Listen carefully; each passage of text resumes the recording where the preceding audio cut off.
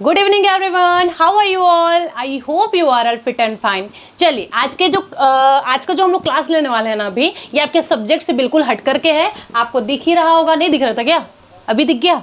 ठीक है, तो आज अपन देखने वाले हैं सूचना क्रांति के बारे में। किसके बारे में देखने वाले हैं? सूचना क्रांति के बारे में। बेहतरीन सब्जेक्ट है, बेहतरीन टॉपिक है, बोलना चाहिए, सॉरी बेहतरीन टॉपिक है। मेंस के अकॉर्डिंग भी मैं आपको पढ़ाऊंगी इन चीज़ों को। मेंस के टॉपिक में ऐड हो चुका है, ठीक है, प्री में तो है ही है, और हर स्टेट के लिए तो बिंदास हर स्टेट का बच्चा इसको देख सकता है। ठीक है, स्टार्ट करें क्लास। जल्दी से बच्चे लाइव आ जाएंगे, उसके बाद फिर क्लास अपन स्टार्ट करते हैं। तो क्या देखने वाले हैं अपन? सूचना क्रांति के बारे में देखने वाले हैं। ठीक है, चलिए क्या है ये सूचना क्रांति, क्या लेना देना है इसका आपसे, देखते हैं। सभी चीज़ों के बारे में देखेंगे, बहुत डिटेल में हम चर्चा करने वाले हैं। चीज़ें आराम से आपको समझ आएंगी। पेशेंस रख के थोड़ा सा बैठो यार, तब तुमको समझ आएगा कि आखिर सूचना क्रांति है क्या चीज़। ठीक है, चलिए देखते हैं सूचना क्रांति। सूचना क्रांति मतलब क्या होता है? तो सूचना क्रांति मतलब होता है इंफॉर्मेशन रिवॉल्यूशन। ठीक है, चलो समझते हैं, जिसके कारण आज हम बहुत आगे बढ़ चुके हैं। सूचना क्रांति उस प्रकार की क्रांति को कहते हैं बच्चे, जिसके कारण आज हम इतने आगे बढ़ चुके हैं। कितने आगे बढ़ चुके हैं? तो यह एक ऐसी क्रांति है जिसने पूरे विश्व को प्रभावित किया है। पूरे विश्व में सूचना क्रांति की जो शुरुआत है वो दशक के रूप में 1980 को माना जाता है। इसके बाद तो 1990 के दशक के बाद तो इसने नए आयामों को छूना शुरू कर दिया था। तो अब यहां से एक प्रश्न बनता है कि जो सूचना की क्रांति, इसकी शुरुआत कब से मानी जाती है? तो अगर हम दशक में बात करें तो जो सूचना की क्रांति है इसकी शुरुआत बच्चे 1980 से माना जाता है। कब से माना जाता है? 1980 से माना जाता है। अब आगे बात करेंगे 1990 से क्या हुआ। इसकी क्रांति 1980 में चालू हुई थी, पर 1990 के पहुंचते पहुंचते ये क्रांति ना बहुत ज्यादा भड़क गई थी। कैसे भड़क गई थी तो समझना इन चीजों को। आज हम जो कुछ भी इंटरनेट और कंप्यूटर के माध्यम से कार्य करते हैं, असल में यही क्या है? असल में यही आपकी सूचना क्रांति है। चीजें क्लियर है क्या? सूचना क्रांति का मतलब क्या समझे? सूचना क्रांति का मतलब आप लोग ये समझ रहे थे कि सूचना देना, सूचना लेना, सूचना का आदान प्रदान करना।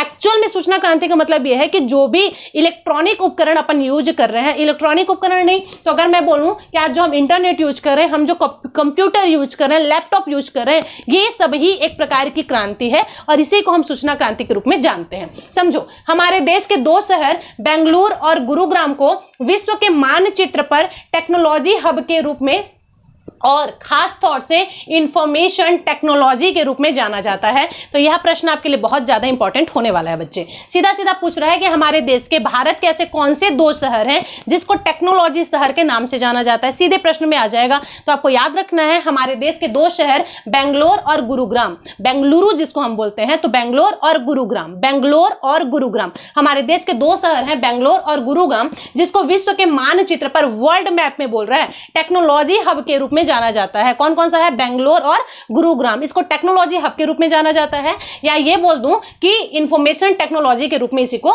जाना जाता है। ये पॉइंट आपने याद रखना है। आगे बात करेंगे सीधे। अब देखो, भारत का आईटी के क्षेत्र में इतना समृद्ध है कि आज पूरे इंटरनेट पर राज करने वाली गूगल की सीईओ भी एक भारतीय ही है। और क्या लोगे? लो, इससे बड़ा और कुछ लेना है तुमको? यहां पर सीधा सीधा बोल रहा है, इससे बड़ा क्या लोगे गाइस? एकदम आराम से समझो चीजों को कि भारत आईटी के क्षेत्र में, आईटी मतलब क्या हुआ अभी तो बताई थी, इंफॉर्मेशन टेक्नोलॉजी। ठीक है, आईटी के क्षेत्र में इतना ज्यादा समृद्ध हो चुका है कि आज पूरे इंटरनेट पर राज करने वाला जो गूगल है, ठीक है, पूरे इंटरनेट पर कौन राज करता है? गूगल राज करता है ना। तो गूगल का जो सीईओ है ना, ये भी आपका एक भारतीय है, जिनका नाम सुंदर पिचई है। क्या नाम है बंदे का? सुंदर पिचई, जो कि गूगल का सीईओ है और एक भारतीय है। इससे बड़ा प्राउड की बात और क्या होगी? इससे बड़ा कोई चीज हो सकता है क्या? और हम बोलते हैं कि हमारा भारत पिछड़ रहा है, हमको पढ़ाई करना है, अगर हम सक्षम है तो हमको विदेश में जाकर के पढ़ाई करना है। वो पढ़ाई क्या हमारे भारत में नहीं हो सकती है? अगर आप भारत में रह करके पढ़ाई करेंगे, अगर आप अपना पैसा, भारत का पैसा भारत में ही लगाएंगे, तो क्या हमारा भारत ज्यादा ग्रोथ नहीं करेगा? ये सभी चीजें आज की इस क्लास में आपको समझ आएगी कि एक्चुअली हमारा भारत क्या है और एक्चुअली हमारे भारत में क्या क्या चीजें हो रही हैं। हमारा भारत किसी से पिछड़ा हुआ नहीं है। ये सभी बातों की जानकारी आपको इस वीडियो में मिल जाएगी गाइस। इसी वजह से 101% लास्ट तक आपको वीडियो को देखना है। बहुत इंफॉर्मेटिव क्लास होने वाला है। एग्जाम्स में भी यहां से प्रश्न 101% बनेंगे तभी ये क्लास लेकर के मैं आई हूं। एक चीज तो अपने माइंड में सेट कर सकते हो ना। चलो देखते हैं। अब देखो, गूगल का सीईओ का क्या नाम है भाई? सुंदर पिचई। नाम क्या है? सुंदर पिचई। सीईओ है तो सीईओ है मतलब सुंदर होगा ना।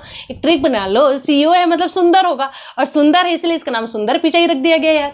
ठीक है, चलिए आगे बात करते हैं। अब हम बात करेंगे सूचना संचार की पायलट कंपनियां की, कि आखिर ये जो सूचना संचार, देखो कंप्यूटर आता ही है, इंटरनेट आता ही है, लैपटॉप आता ही है, तो क्या हवाई जहाज नहीं आएगा? तो समझना इस चीज को कि सूचना संचार की पायलट कंपनियों की हम बात कर रहे हैं। किसकी बात कर रहे हैं? तो सूचना संचार की पायलट कंपनियों की हम बात कर रहे हैं। एक सेकंड, अब दिख रहा है क्या आप लोग को? एक्चुअली ये थोड़ा सा मुझे लग रहा था कि कट जा रहा है, नहीं अभी ठीक है। चलिए देखिए, पायलट कंपनी की हम बात कर ले तो मैं जो अभी नाम गिनवाऊंगी ना आप लोग को, वो सारी पायलट कंपनियां हैं, आपको याद रखना है। तो सबसे पहले आपका इंफोसिस, नाम क्या है? इंफोसिस। ये क्या है? तो ये एक पायलट की कंपनी है। अब समझो, पायलट की कंपनी नहीं है, पायलट कंपनी है ना? समझिए, NR नारायणन मूर्ति ने 1981 में पुणे में एक गैरेज में अपने कुछ साथियों के साथ 10,000 रुपए की लागत से इंफोसिस नामक एक डाटा सेंटर की शुरुआत की थी। बात हो रही है इंफोसिस की, है क्या चीज ये? तो सबसे पहली बात तो ये एक पायलट कंपनी है। अब यहां से किसका नाम जुड़ा हुआ है? तो इसका नाम यहां पर जुड़ा हुआ है NR नारायण मूर्ति। NR नारायण मूर्ति, क्या नाम है? NR नारायण मूर्ति। इन्होंने क्या किया था? NR नारायण मूर्ति ने 1981 में पुणे में एक गैरेज में 10,000 रुपए, पुणे में, कहां? पुणे में एक गैरेज में 10,000 रुपए की लागत के साथ इन्होंने एक डाटा सेंटर की शुरुआत की थी। यह पहली भारतीय कंपनी है जो वर्ष 1998 में नैसडैक में अधिसूचित की गई थी। पॉइंट देखो, इतना ज्यादा टफ शब्द यूज हुआ है ना, और ये पढ़ाया आपको जा रहा है क्योंकि इंपॉर्टेंट है, तो ये तो आप इतना समझ सकते हैं ना, इतना कॉम्बिनेशन सबके पास है, तो याद करना पड़ेगा, तभी आपको समझाया जा रहा है। आया क्या समझ में? हम देख रहे हैं पायलट कंपनी के बारे में। तो सबसे पहले मैंने बताया आपको इंफोसिस के बारे में। इंफोसिस क्या है बच्चे? तो इंफोसिस एक पायलट कंपनी है जिसकी शुरुआत किसने किया था? इसका शुरुआत जो है KR नारायण मूर्ति ने, या फिर नारायण मूर्ति याद रख लो, नारायण मूर्ति ने अपने फ्रेंड्स के साथ मिलकर के पुणे में इस कंपनी की शुरुआत की थी। जब उन्होंने इस कंपनी की शुरुआत की तो मात्र 10,000 रुपए का लागत इन्होंने इसको लगाया था, और 10,000 रुपए की लागत के साथ इन्होंने एक डाटा स्टार्ट किया था। क्या स्टार्ट किया था? डाटा सेंटर चालू किया था। कब किया था बच्चे? तो 1981 में इन्होंने शुरुआत किया था। कब किया था? 1981। 81 नहीं याद होता है ना, 80 याद रख लो, 80 के बाद है कि 81। 1981 में किया था। यह पहली भारतीय कंपनी थी, ये आपको याद रखना है कि वह पहली भारतीय कंपनी कौन सी थी जिसे नैसडैक में अधिसूचित किया गया था। तो कौन सी कंपनी थी? इंफोसिस कंपनी थी। सबसे पहली कंपनी कौन सी है? इंफोसिस कंपनी है। चीजें याद रहेंगी अपने को। चलिए वेरी गुड। दूसरा देखते हैं IBM। क्या नाम है इसका? IBM। IBM की क्या घटना है भाई? तो समझना, 1969 में फोर्ड फाउंडेशन से प्राप्त अनुदान की सहायता से IBM 1401, ये एक साथ है, IBM 1401 योजना आयोग में स्थापित हुई थी। 1973 में श्रीमती इंदिरा गांधी द्वारा फेरा अधिनियम लागू किया गया। इस कारण IBM को भारत छोड़ना पड़ा। चीजें आपको समझ आई क्या? इंदिरा गांधी हर जगह अपना क्या ही बोले, छोड़ देते हैं, ठीक है। चलिए देखिए, IBM की बात हो रही है तो 1969 आपको याद रखना है। 1969 में फोर्ड फाउंडेशन से प्राप्त जो अनुदान की राशि थी IBM 1401 योजना आयोग में स्थापित किया गया था। योजना तो स्थापित हो गया पर हम इसका संपूर्ण लाभ नहीं ले सके। लाभ क्यों नहीं ले सके? क्योंकि 1973 में श्रीमती इंदिरा गांधी जी आ गई और इन्होंने ले आया फेरा अधिनियम। फेरा अधिनियम लागू कर दिया, जिसके कारण जो IBM है इसको भारत छोड़ करके जाना पड़ा। फिलहाल आप नाम याद रख सकते हैं, इससे ज्यादा प्रश्न नहीं बनेगा। अगर बन भी जाता तो ये पूछ लेगा कि इंदिरा गांधी ने कौन से कंपनी को वापस भेज दिया, या इंदिरा गांधी की वजह से कौन सी कंपनी को भारत छोड़ करके जाना पड़ा। तो वह कौन सी कंपनी थी? वह जो कंपनी है वो IBM की कंपनी थी। अच्छा है, ठीक है, चीजें समझ गए। हम आगे बात करते हैं। नेक्स्ट है हमारा IBM। इसके बारे में मैंने आपको बता दिया। तो इस कारण अभी IBM को भारत छोड़ करके जाना पड़ा। भारतीय अर्थव्यवस्था के उदारीकरण के साथ साथ वर्ष 1992 में टाटा के साथ एक संयुक्त उपक्रम के जरिए IBM भारत लौटी। अब यहाँ पर कहानी में ट्विस्ट आ गया। जब इंदिरा गांधी आई 1973 में तो इनको तो पहले भारत छोड़ करके जाना पड़ा। उसके बाद क्या हुआ? तो भारतीय अर्थव्यवस्था के उदारीकरण के साथ जब 1992 में टाटा के साथ एक संयुक्त उपक्रम के जरिए IBM भारत लौटी। किसके साथ लौटी? तो टाटा के साथ लौटी। कब लौटी? तो 1992 में लौटी। कब चली गई थी? तो 1973 में चली गई थी। क्यों चली गई थी? क्योंकि इंदिरा गांधी ने इनको क्या कर दिया था?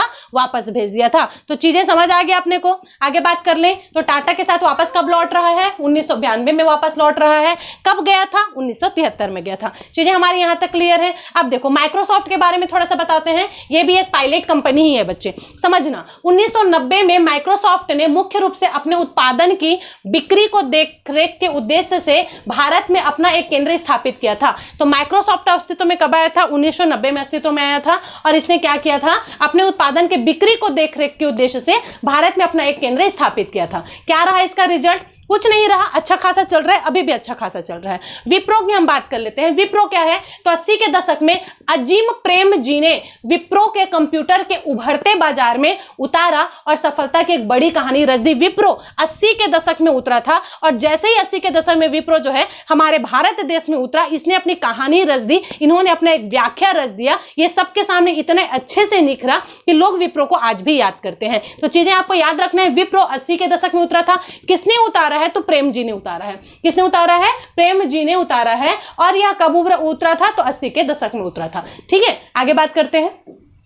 अब थोड़ा सा मैं चर्चा करूंगी इंटरनेट, क्योंकि इंटरनेट के बिना आप कोई नहीं रह सकते, हम भी नहीं रह सकते। ठीक है, इंटरनेट के बिना आज का जमाना ही नहीं चल सकता है। क्या था ये इंटरनेट? बहुत आराम से समझना, चीजों को समझो। इंटरनेट कंप्यूटर का एक नेटवर्क है जिसे किसी भी कनेक्टेड डिवाइस से एक्सेस किया जा सकता है। ये तो अपने को पता है, ऐसा कोई जिसको नहीं पता है, सबको पता है इसके बारे में। इंटरनेट क्या है? तो इंटरनेट यह एक नेटवर्क है। क्या है इंटरनेट? इंटरनेट एक नेटवर्क है जिसके बिना आज के युवा नहीं जी सकते हैं। ऑक्सीजन के बिना जी जाएंगे लेकिन इंटरनेट के बिना नहीं जी सकते हैं। आ रहा है क्या समझ में? आज के युवाओं को अगर तुम बोलोगे कि बेटा थोड़ा सा मंदिर चलना है, वो नहीं जाएंगे, हमारे पास बिल्कुल भी समय नहीं है। लेकिन अगर आप वहीं पर उसको बोल दो कि बेटा मंदिर चलना है, वहां पर वाईफाई लगा हुआ है, तो तुम 5 मिनट की बात करें, वो 2 घंटा वहीं पर बैठ देंगे। ये है आज का इंटरनेट। तो समझ आया क्या? इंटरनेट की जरूरत आजकल के युवाओं को ऑक्सीजन से ज्यादा होने लगी है। तो ये चीज आपको समझना है। तो उसी इंटरनेट की मैं बात कर रही हूं। इंटरनेट कंप्यूटर का एक नेटवर्क है जिसे किसी भी कनेक्टेड डिवाइस में क्या कर सकते हैं? डिवाइस से एक्सेस किया जा सकता है। ठीक है, आगे बात करेंगे। यह 1969 में वैज्ञानिकों के बीच जानकारी साझा करने के तरीके के रूप में शुरू हुआ और वर्षों से विकसित हुआ है। एक्चुअली में इसकी शुरुआत क्यों की गई थी पता है आपको? इसकी जो शुरुआत है वो 1969 में चालू किया गया था। क्योंकि इंटरनेट है क्या चीज? इंटरनेट एक ऐसा नेटवर्क है बच्चे जिसके माध्यम से कनेक्टेड डिवाइस से हम क्या कर सकते हैं? एक्सेस कर सकते हैं चीजों को। तो ये वैज्ञानिकों के लिए बहुत ज्यादा जरूरी हो गया था। कोई भी इंफॉर्मेशन है, कोई भी जानकारी है, ये बहुत आसानी से इंटरनेट के माध्यम से ले सकते थे। इसी वजह से उन्होंने क्या किया? इंटरनेट को 1969 में वैज्ञानिकों के बीच जानकारी साझा करने के तरीके के रूप में ये शुरू हुआ था। और अभी तक किस प्रकार से फल फूल रहा है आप लोग को दिख ही रहा होगा। ठीक है, चलिए आगे बात करते हैं। नेक्स्ट है हमारा इंटरनेट के बारे में कुछ और थोड़ी सी जानकारियां। समझना, इंटरनेट 1970 के आसपास से है और इसे defence advanced research project agency द्वारा बनाया गया है। तो यह पॉइंट आपको याद रखना है। इंटरनेट किसके द्वारा बनाया गया है? तो जो इंटरनेट है वो DARPA किसके द्वारा बनाया गया है? DARPA के द्वारा बनाया गया है। अब DARP क्या है? तो D से हो गया आपका डिफेंस, A से हो गया आपका एडवांस, R से हो गया research. Defence advance research project agency. याद रहेगा क्या? Defence advance research project agency. इसको आप शॉर्टकट में DARPA याद रख सकते हैं। दरपा ऐसा बोल करके याद रख सकते हैं। तो इंटरनेट की शुरुआत किसने की थी? या इंटरनेट किसके आसपास के दशक का है? तो 1970 के आसपास से है और इसे defence advance research project agency द्वारा बनाया गया है। किसके द्वारा बनाया गया है? दरपा द्वारा बनाया गया है। किसके द्वारा बनाया गया है? दरपा के द्वारा बनाया गया है। आप समझना, इंटरनेट का फुल फॉर्म होता है इंटरकनेक्टेड नेटवर्क। इंटरनेट का फुल फॉर्म क्या होता है? हम शॉर्टकट में इंटरनेट बोल देते हैं, पर एक्चुअली में इंटरनेट का जो फुल फॉर्म होता है वो होता है इंटरकनेक्टेड नेटवर्क, जो कि असल में एक बहुत ही बड़ा नेटवर्क होता है सभी वेब सर्वर्स वर्ल्ड वाइड का। ठीक है, ये चीजों को आपको समझना है। जो इंटरनेट है किसका बहुत बड़ा नेटवर्क है? तो ये वर्ल्ड वाइड का बहुत ज्यादा बड़ा नेटवर्क रहता है, इसलिए इसे बहुत से जगहों में वर्ल्ड वाइड वेब या फिर सिंपली द वेब भी कहा जाता है। हम तो इंटरनेट कहते हैं, पर एक्चुअली ये वर्ल्ड वाइड का एक बहुत बड़ा नेटवर्क है। दैट्स व्हाई इसको कई जगहों पर डायरेक्ट वर्ल्ड वाइड कह दिया जाता है। ठीक है, तो चीजों आपको याद रखना है। आगे बात करेंगे। सन 1957 में कोल्ड वार के समय, जब 1957 में कोल्ड वार हुआ था, याद है आप लोगों को? तो 1957 में जब कोल्ड वार हुआ था, अमेरिका ने advanced research project agency ARPA की स्थापना की थी। किस टाइम पर? सन 1957 की बात हो रही है, जिस टाइम पर आपका कोल्ड वार हुआ था। उस टाइम पर अमेरिका ने क्या किया था? ARPA की शुरुआत की थी। ये क्या लिखा हुआ है? दरपा लिखा हुआ है। उसने ARPA का शुरुआत किया था। अब देखो, ARPA की स्थापना की जिसका उद्देश्य एक ऐसी टेक्नोलॉजी को बनाना था जिससे कि एक कंप्यूटर को दूसरे कंप्यूटर से जोड़ा जा सके। आया क्या समझ में? जब सेकंड वर्ल्ड वॉर हुआ था, कोल्ड वर्ल्ड वार हुआ था, उसमें अमेरिका ने क्या किया था? ARPA का निर्माण किया। इंटेंशन एक ही था, ताकि हम एक कंप्यूटर को दूसरे कंप्यूटर से जोड़ सके। इसलिए अरपा का निर्माण किसने किया था? अमेरिका के द्वारा किया गया था और सन 1957 में जो कोल्ड वार हुआ था उसके माध्यम से इसको बनाया गया था। ठीक है, चलिए आगे बात करते हैं। सन 1969 में इस एजेंसी ने ARPANET की स्थापना की थी, जिससे कि किसी भी कंप्यूटर को किसी भी कंप्यूटर से जोड़ा जा सकता था। इंटेंशन मैंने बताया ना, एक कंप्यूटर से दूसरे कंप्यूटर से जोड़ने के लिए इसकी स्थापना की गई थी। चेंज करो।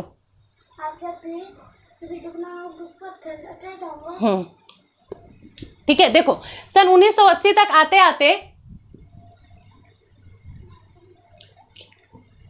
चलिए सन 1980 है ना, सन 1980 तक आते आते उसका नाम इंटरनेट हो गया था। समझ आ रहा है क्या? ये ARPANET है।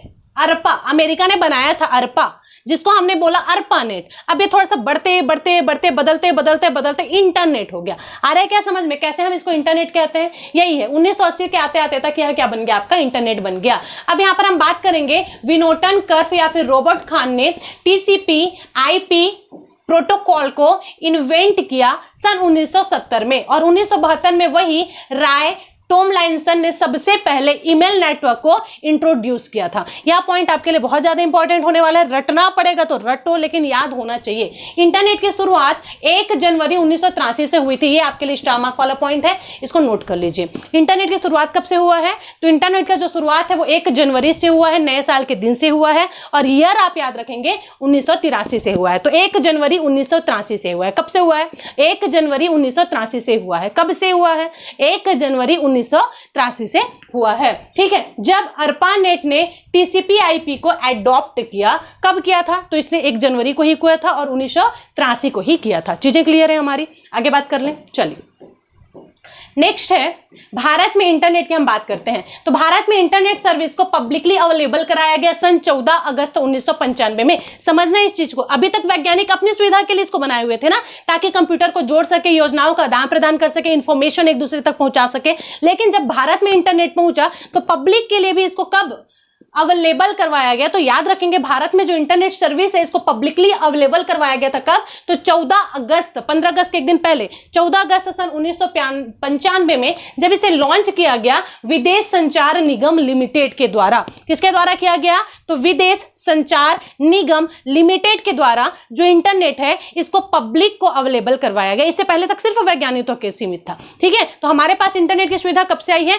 1995 से आई है। 1995 में भी कब? तो अगस्त से आई है। किसने अवेलेबल करवाया पब्लिक तक? तो याद रखेंगे, विदेश संचार निगम के द्वारा इसको अवेलेबल करवाया गया था। आगे बात करते हैं, भारत का पहला साइबर कैफे, याद रखना है, भारत का पहला साइबर कैफे 1996 में मुंबई में खुला था। भारत का पहला साइबर कैफे कहां खुला था? तो भारत का पहला साइबर कैफे मुंबई में खुला था। कब खुला था? 1996 में खुला था। तो भारत का पहला साइबर कैफे कब खुला था बच्चे? 1996 में खुला था। कहां खुला था? मुंबई में खुला था। चीजें याद रहेंगी, वेरी गुड। आगे बात करते हैं, वर्ल्ड वाइड वेब की हम बात करते हैं। तो समझो वर्ल्ड वाइड वेब क्या है? अपने सबको पता है कि ये जो है एक नेटवर्क है, हम जानते हैं ना इसको कि वर्ल्ड वाइड क्या है, यह एक नेटवर्क है। लेकिन किस प्रकार का नेटवर्क है? तो समझना, वर्ल्ड वाइड वेब नेटवर्क का एक नेटवर्क है जो दुनिया भर में अरबों उपकरणों को जोड़ता है। बहुत सारे उपकरण को जोड़ने का जो काम है वो वर्ल्ड वाइड वेब करता है। यह इंटरकनेक्टेड कंप्यूटर नेटवर्क की एक प्रणाली है जो दुनिया भर में अरबों उपकरणों को जोड़ने के लिए इंटरनेट प्रोटोकॉल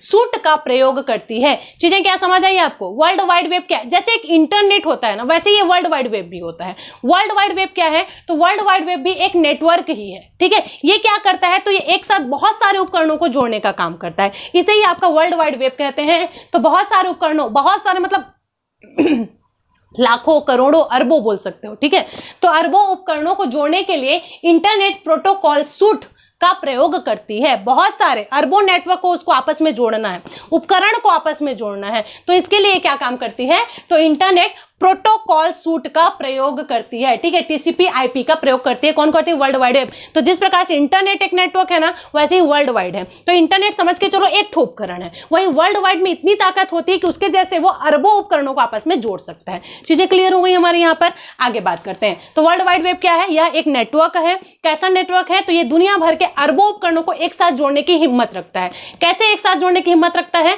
तो दुनिया भर के अरबों उपकरणों को आपस में ये इंटरनेट प्रोटोकॉल प्रोटोकॉल का प्रयोग करके, किसका प्रयोग करके, तो इंटरनेट प्रोटोकॉल सूट का प्रयोग करके। इंटरनेट प्रोटोकॉल सूट कौन सा है, तो इंटरनेट प्रोटोकॉल सूट होता है आपका TCP/IP। इसका प्रयोग करके अरबों उपकरणों को जोड़ने का काम जो करे उसे ही आपका वर्ल्ड वाइड वेब कहा जाता है। शॉर्टकट की भाषा में समझाऊं तो वर्ल्ड वाइड वेब एक नेटवर्क है। आया क्या समझ में अपने कुछ चीजें यहां तक? वेरी गुड, आगे बात करते हैं।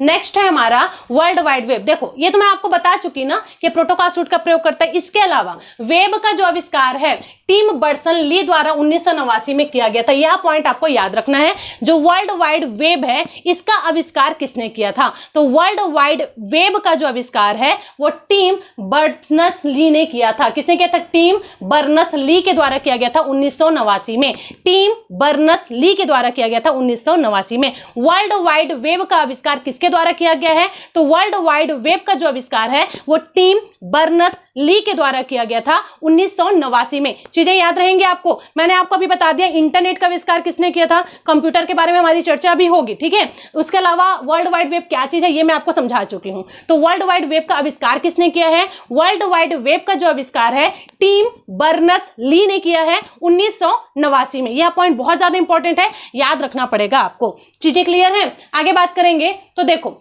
मूल रूप से इंटरनेट पर जानकारी साझा करने के तरीके के रूप में यह कार्य करता है। शॉर्ट फॉर्म में बताऊं तो यह वेब काम क्या करता है, तो यह जो वेब है ना वो इंटरनेट पर जानकारी को साझा करने के लिए काम करते हैं। इंटरनेट पर मान लीजिए हमको जानकारी को शेयर करना है, एक दूसरे के साथ साझा करना है, तो यह काम कौन करता है, वेब करता है। चीजें हमारी क्लियर है? आगे बात करते हैं।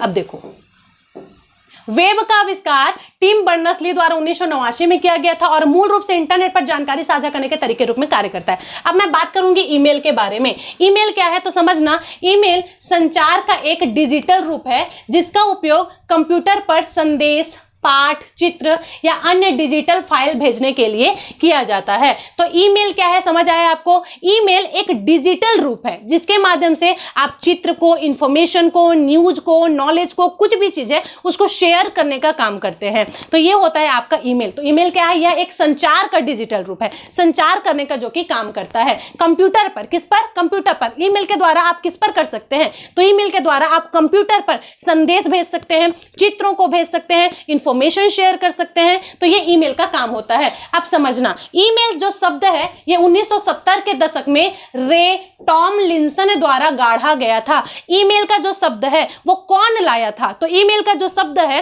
वो टॉमलिंसन ने लाया था। कब लाया था बच्चे? 1970 में लाया था। तो ईमेल जो हम प्रयोग करते हैं ना, ईमेल का प्रयोग क्यों किया जाता है, तो ईमेल का प्रयोग जो है संचार करने के लिए किया जाता है। कंप्यूटर में आपको चित्र भेजना है, न्यूज भेजना है, इंफॉर्मेशन भेजना है, मैसेजेस भेजना है, इस सब चीज के लिए हम ईमेल का प्रयोग करते हैं। तो जो ईमेल है वो कब लाया गया था अस्तित्व में, तो जो ईमेल है ये 1970 में इसका आविष्कार किया गया था।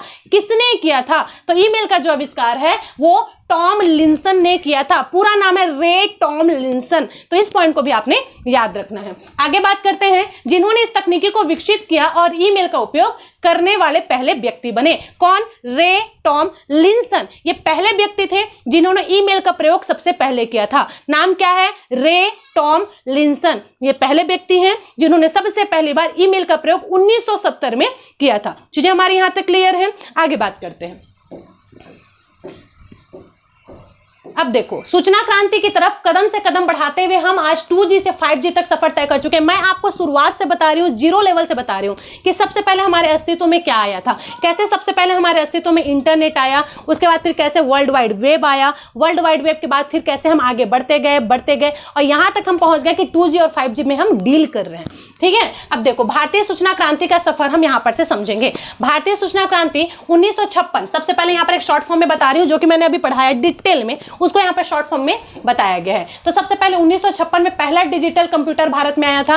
पहला डिजिटल कंप्यूटर भारत में कब आया था, तो पहला डिजिटल कंप्यूटर सन 1956 में भारत में आया था। पहला डिजिटल कंप्यूटर कब आया? 1956 में आया था। दूसरा 1963 में प्रसिद्ध अर्थशास्त्री जॉन के गोलब्रेथ के मार्गदर्शन में आईआईटी कानपुर आईबीएम सिस्टम पर एक कंप्यूटर विज्ञान की शिक्षा प्रारंभ करने वाला देश का पहला संस्थान बना। वेरी वेरी वेरी इंपॉर्टेंट है ना, यहां पर संस्था की बात हो रही है तो याद रखेंगे 1963 में प्रसिद्ध अर्थशास्त्री नाम क्या है, जॉन, इनके गोलब्रेथ के मार्गदर्शन में, मतलब जॉन के, पूरा नाम है इनका जॉन के गोलब्रेथ, इनके मार्गदर्शन में आईआईटी कानपुर, ठीक है, आईआईटी कानपुर और साथ में आईबीएम सिस्टम पर कंप्यूटर विज्ञान की शिक्षा प्रारंभ किया गया था, कानपुर में किया गया था, जॉन के नेतृत्व में किया गया था। तो पहली संस्था ये बनी थी, ठीक है, भारत की बात हो रही है यहां पर, याद रखेंगे। नेक्स्ट है 1965 में हैदराबाद में कंप्यूटर सोसाइटी ऑफ इंडिया की स्थापना हुई थी। कैसे डील कर रहे हैं हम, कैसे हम 1950 से 1955 से कैसे हम आगे बढ़े, इसके बारे में बताया गया है। तो 1965 में हैदराबाद में कंप्यूटर सोसाइटी ऑफ इंडिया की स्थापना की गई। 1965 में हैदराबाद में सोसाइटी ऑफ कंप्यूटर या कंप्यूटर सोसाइटी ऑफ इंडिया की स्थापना की गई। 1965 में हैदराबाद में कंप्यूटर सोसाइटी ऑफ इंडिया की स्थापना की गई थी। तो सीधा प्रश्न में पूछ लिया जाएगा, कंप्यूटर सोसाइटी ऑफ इंडिया की स्थापना कहां की गई थी? हैदराबाद में किया गया था। कब किया गया था? 1965 में किया गया था। 1969 में फोर्ड फाउंडेशन से प्राप्त अनुदान की राशि से आईबीएम 1401 योजना आयोग में स्थापित किया गया था। ये मैंने बताया ना, इंदिरा गांधी आ गई थी, उसके बाद इसको भारत छोड़ के जाना पड़ा, उसके बाद फिर से वापस आता है टाटा के साथ, है ना। नेक्स्ट है 1981 में एन.आर. नारायण मूर्ति पुणे में एक गैरेज के रूप में अपने 6 साथियों के साथ मिलकर मात्र 10,000 रुपए की राशि लगा करके इंफोसिस नामक एक डाटा सेंटर की शुरुआत करते हैं। हम ऊपर देख चुके हैं इसके बारे में।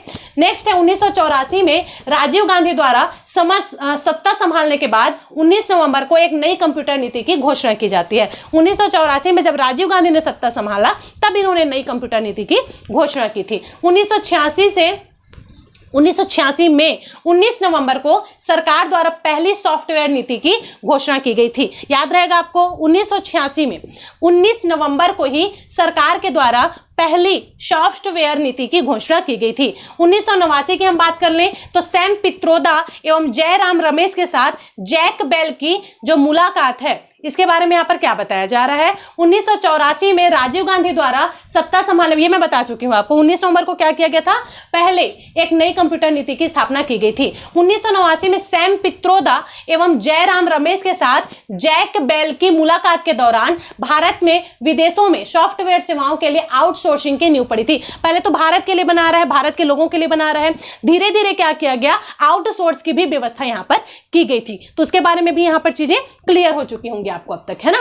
चलिए आगे बात करते हैं। 1990 में मौसम विभाग में, अब देखो कैसे कैसे हम ग्रोथ कर रहे हैं इंटरनेट के जमाना में, कैसे 4G 5G एक्टिवेट हो रहा है, कैसे हम उनसे अपडेट हो रहे हैं, इन सभी चीजों के बारे में यहाँ पर बताया गया। इसे ही सूचना की जानकारी कहा जाता है बच्चे, समझो। 1990 में मौसम विभाग में क्रे XM14 नामक कंप्यूटर की स्थापना के साथ भारत को पहला सुपर कंप्यूटर प्राप्त हुआ था। 1998 की हम बात करते हैं तो भारत सरकार और राष्ट्रीय IIT कार्यबल का गठन हुआ था। कब हुआ था? 1998 में हुआ था। डॉक्टर विजय भास्कर के नेतृत्व में CDEC ने परम 1000 नामक भारत का पहला देसी सुपर कंप्यूटर बनाया। स्टार मार्क के साथ नोट डाउन करेंगे। भारत का पहला सुपर कंप्यूटर कौन था? तो परम 1000 था।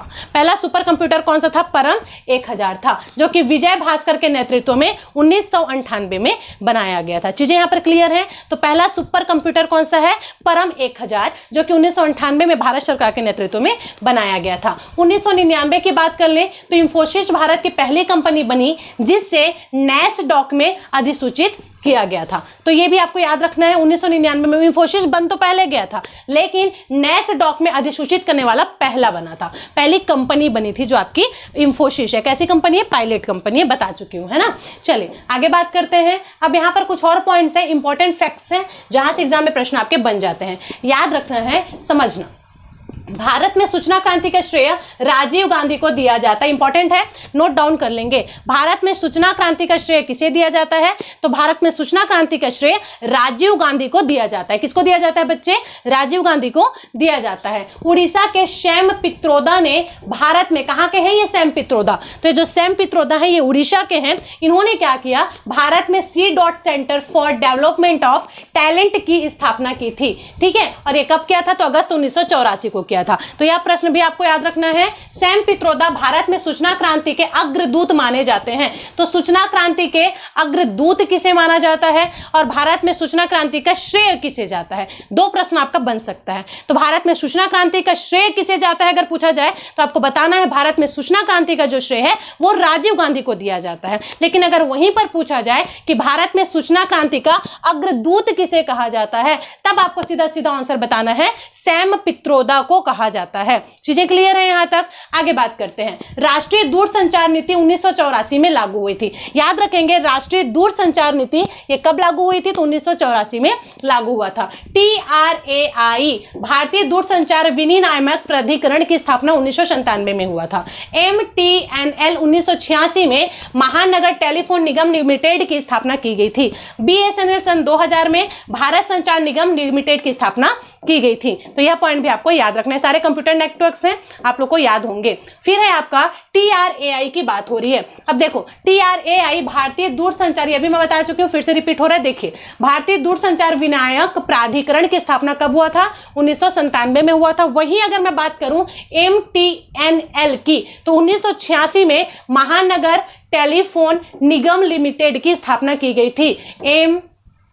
MTNL महानगर टेलीफोन निगम लिमिटेड की स्थापना किया गया था। BSNL के बारे में कौन नहीं जानता है? सब जानते हैं। तो BSNL की स्थापना सन 2000 में हुई थी। भारत संचार निगम लिमिटेड की स्थापना की गई थी। याद रहेगा क्या? कब? सन 2000 में। कब? सन 2000 में। BSNL अस्तित्व में कब आया था? सन 2000 में आया था। आगे बात करते हैं। इंटरनेट को सूचना राजपथ भी कहा जाता है। यह भी आपके एग्जाम में सीधे पूछ लेगा कि सूचना राजपथ किसे कहा जाता है? तो इंटरनेट को ही सूचना राजपथ कहा जाता है। सूचना राजपथ किसे कहा जाता है? इंटरनेट को ही सूचना राजपथ कहा जाता है। आगे बात कर लें। ईमेल की शुरुआत 1970 के दशक में हुआ था। ईमेल की शुरुआत कब हुई थी? 1970 के दशक में हुआ था। इसका आविष्कार रेमंड सैमुअल टॉमलिंसन ने किया था। यह भी आपको याद रखना है कि आखिर ईमेल की शुरुआत किसने किया था? तो ये किए थे आपके टॉमलिंसन ने। पूरा नाम है इनका रेमंड सैमुअल टॉमलिंसन। चीजें क्लियर है यहां तक? इस प्रकार से सूचना के अंतर्गत जितने आपके प्रश्न बन सकते थे वो सारे के सारे कवर हो गए।